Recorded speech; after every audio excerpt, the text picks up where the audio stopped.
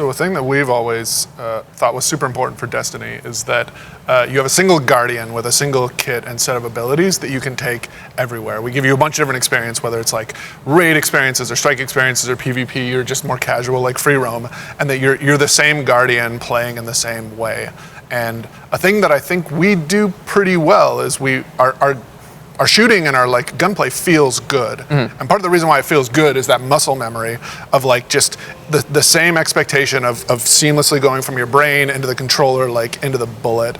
And that requires a level of consistency across the board. So let me make sure I get this right. You want consistency across the board, yet Lumina only gives a 20% buff in PvP, where it gives a 35% buff in PvE, but you want the weapons to be the same. Or at least that's your excuse as to why we don't have a separation of PvE and PvP. So what is it really? Here with Lumina, we have a prime example where a weapon comes out, and it does one thing in PvP and another thing in PvE. Sure, we're only talking about buff percentages here, but it's still inconsistent. And hey, if your argument was, look, we really don't want to undertake managing 2 sandboxes, then you know what? I'd be like, kind of lazy-ish, but at least I get it. But trying to say, yeah, we want everything to be consistent, and then constantly having inconsistency, it doesn't work for me, man. It just doesn't. What's going on, ladies and gents, boys and girls, guardians of all ages? Joker back again, once again, and here we are again, once again, with yet another exotic hand cannon, Lumina, the player's unique entry into the saga of Thorn and Last Word. So, this is how it ends. This is going to be the note that the Thorn and the Last Word saga comes to a close on. Well, okay. So let's start with the lore. Quite possibly the best thing next to the design of the weapon in this entire quest, package, thing that we got, whatever you want to call it. Shin appears once again, sending us on a quest to recover and purify the original Thorn. The original fucking Thorn. And they kind of, in the grand scheme of things, do very little with that. We take Thorn and we revert it back to Rose. And then we begin crafting a weapon of hope.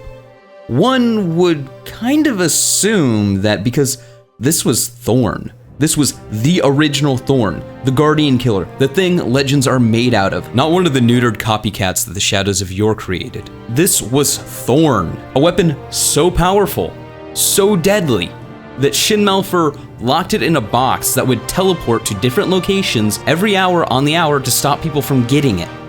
And Lumina is, well, how do I say it? Statistically worse than Thorn? I mean the copycat Thorns, the ones that the Shadows of Yore made, not the original real Thorn. Unless the original real Thorn wasn't as bad as we all thought it was, but when we pick it up, it's like, I have no intent of shooting it. This weapon wreaks death and destruction and sorrow and has killed many people.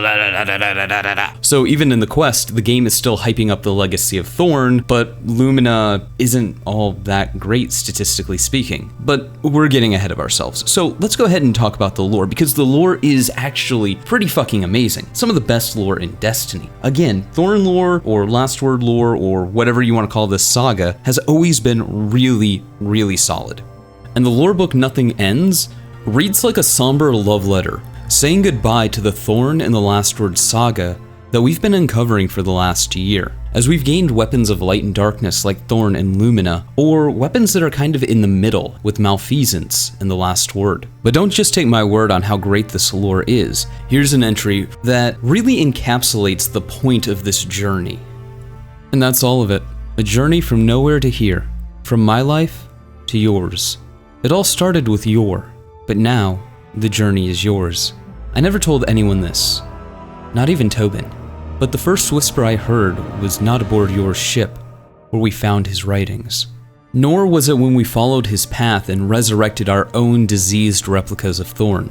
The first whisper was on the ridge, standing over his body, just before I released the 2 final sun-baked charges into his limp, motionless body.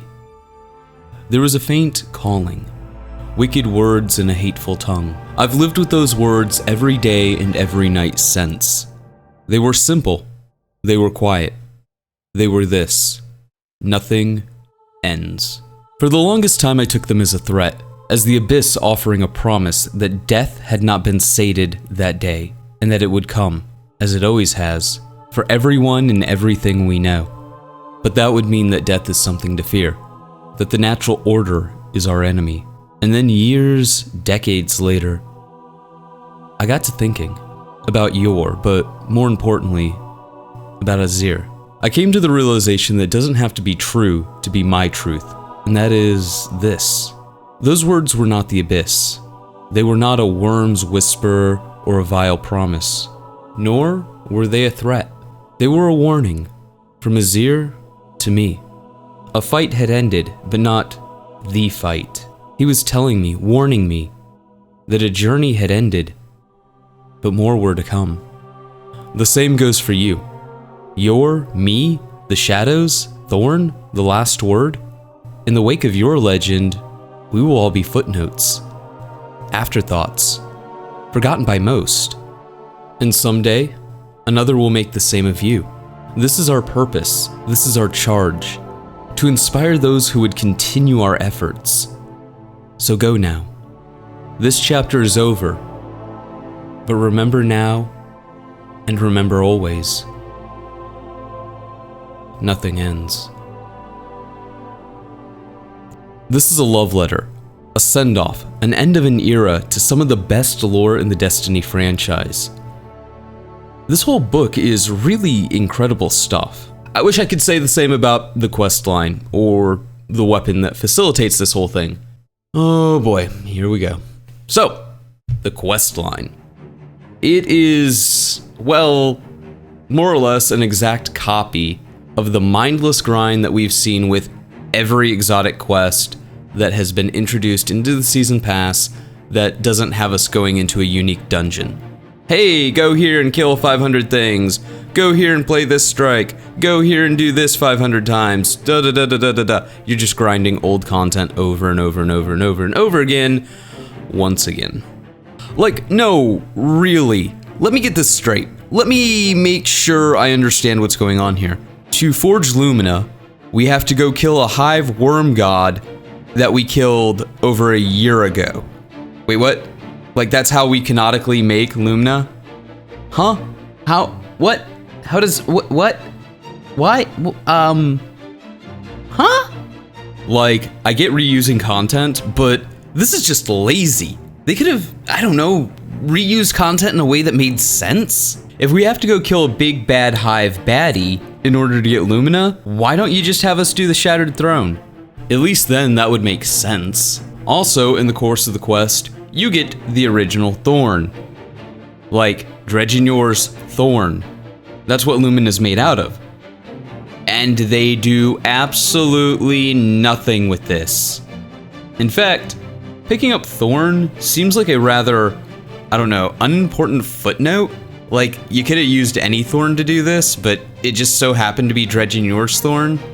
Because, let me tell you, Lumina definitely doesn't function like it was created from one of the most fabled weapons in the entire history of the Destiny franchise. But okay, fine, whatever. The quest is utter shit. Another instance of people who are actually paying for content getting a weak, uninspired, rehashed piece of shit. Because it really is rehashed. It's, like I said, you're going through old content again and again and again and again, just arbitrarily grinding things because reasons. So, the quest, it's honestly, it's there to be in the way of you getting from point A to point B to receive a weapon. That's its entire function. Speaking of function or functionality, hey, look at that segue. Before we can talk about Lumina in and of itself, we need to talk about how hand cannons work on console, because that's where I'm reviewing this weapon. And I think that's something that I need to mention because I do think that there are people under the impression that I'm reviewing this on PC, so there might be some confusion there. And if you don't know, what you need to understand about the difference between PC and console is that the hand cannon experience is night and day. And this difference is facilitated by a mechanic called Bloom. So, Bloom.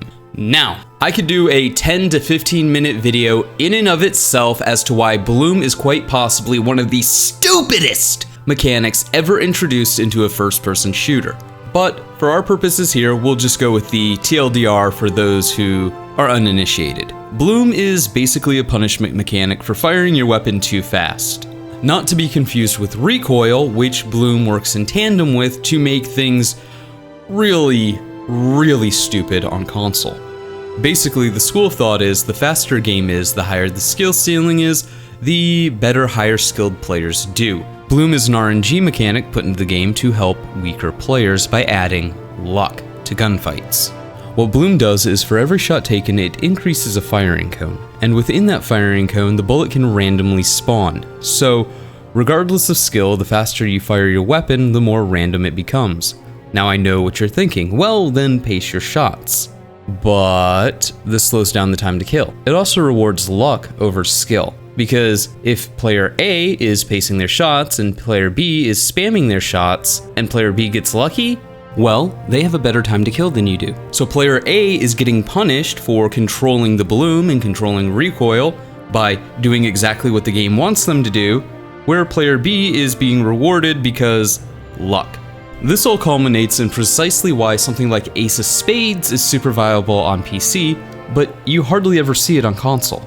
It's also why hand cannons are the meta on PC, but pulse rifles are more the meta on console. So when I talk about the functionality of Lumina, I'm coming from a place where the weapon, due to its archetype of being a 150 hand cannon, isn't going to perform well just innately on the platform that I play. That doesn't mean that there's not going to be something here for PC players, because I find my overview of the exotic perk will be fairly universal.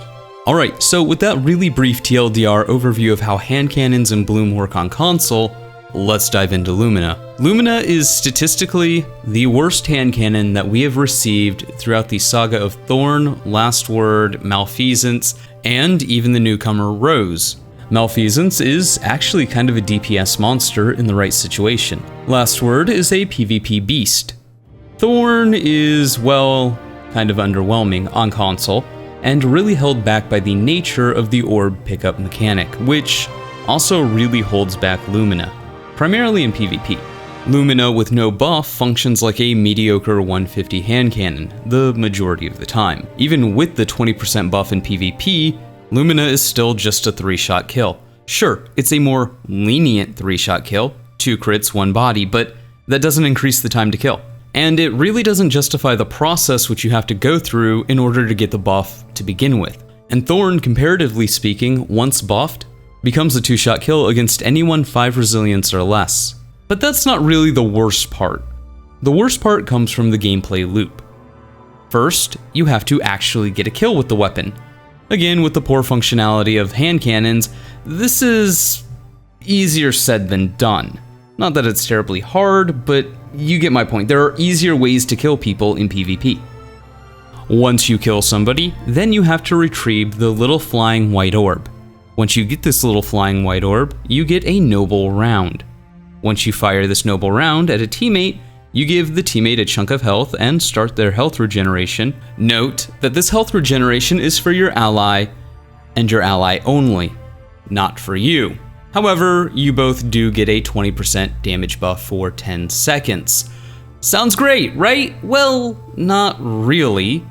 Most gunfights are done at a distance, and it makes absolutely no sense to run into the middle where I just killed an enemy to recover an orb. The orbs themselves have a shelf life of only a few seconds, so it's not like I can spawn an orb, fight off anybody who might be by their ally's dead body, and then go retrieve the orb later. No, that's not how this works. You either get it within that time window, or you don't. So, the majority of the time, you're just running around with a mediocre 150 hand cannon. Why you're not just given the buff stacking to 5 each time you kill somebody is beyond me. This is the same issue that Thorn has. Oh, I killed somebody with my hand cannon? Well, too bad they died all the way over in bumfuck Egypt on the other side of the map, where I can't take advantage of the buff. You know, unlike something like, I'm just gonna throw this out there, Ace of Spades, where if I get a kill, I automatically get the buffed bullets.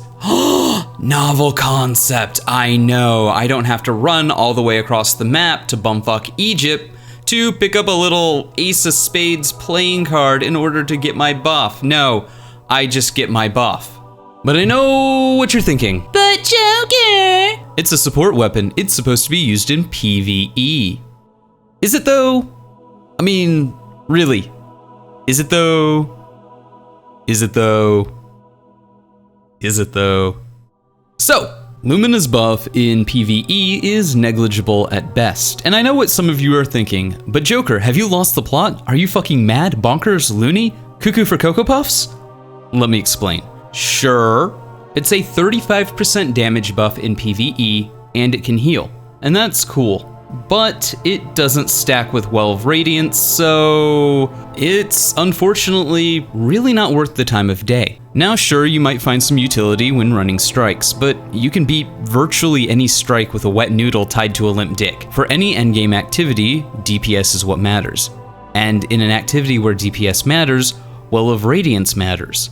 Sure, you can spend time trying to buff your entire team for 10 seconds, or, and I'm gonna throw this insane idea out there, the mandatory warlock in any endgame activity can just use Well of Radiance, which lasts significantly longer and gives you the same damage buff. And are you really gonna give up your exotic slot for Lumina when you could be using something like Outbreak Prime? Or the, depending on when this video is released, either soon to be released Bad Juju, which gives you back your super, or the already released Bad Juju, which gives you back your super. Statistically, it's inferior. Functionality-wise, it's inferior. It doesn't stand up to Well. It doesn't stand up to other exotics. Lumina is, unfortunately, just a straight-up inferior weapon. Lumina actually shines more in PvP than PvE, because at least in PvP, you do get some use out of the healing, and the 20% buff is a 20% buff. Sure, there are way better weapons out there, and the gameplay loop is still egregious for what it does, but at least it's more noticeable in PvP than it is PvE. And all of this really does suck because Lumina is such a beautiful weapon. I'm not trashing on the gun because, oh, that's gonna get me views. No. One, I wanna see exotic quests get better. Two, I wanna see this weapon get better. Because Lumina has potential, it just needs a lot of work. First and foremost, bloom on console either needs to be reined in severely or outright removed, preferably outright removed. Second, the orb mechanic for Lumina and, well, by extension Thorn, needs to go as well. I shouldn't have to work harder for my buff than somebody using Ace of Spades or Rampage or Kill Clip. That's just ridiculous. More so when the buff is, passable at best. If I get a kill with Lumina, I get 1 noble round. If I get a kill with Thorn, I automatically start my bonus damage timer. Third, Thorn and Lumina both need to be given that bonus range that Rose gets that they do not. I mean, really, Rose is statistically better than the 2 weapons it creates? Are you kidding me? And finally, for PvE viability, the buff that Lumina gives needs to be able to stack with Well of Radiance. All in all, I really wish that these weapons, Thorn and Lumina and the quests that go with them, really lived up to the lore. Hell, the best thing to come out of the quest for Lumina is Rose, which I hear is a beast on PC, and quite a pleasant surprise. Both Thorn and Lumina have the same problem. They're balanced in a way that stops them just short of being really great, as if the specter of what Thorn was in Destiny 1 Year 1 still lingers, and Bungie's just terrified to open that Pandora's box. Even if we've had weapons in Destiny 2 that, arguably speaking, are far worse than Thorn ever was in Destiny 1 Year 1. Without a significant buff, Lumina is just gonna sit in my vault, which is a shame because, god damn, this weapon's design is simply breathtaking. But hey, those are just my thoughts. Let me know yours in the comments below, and like always, stay frosty.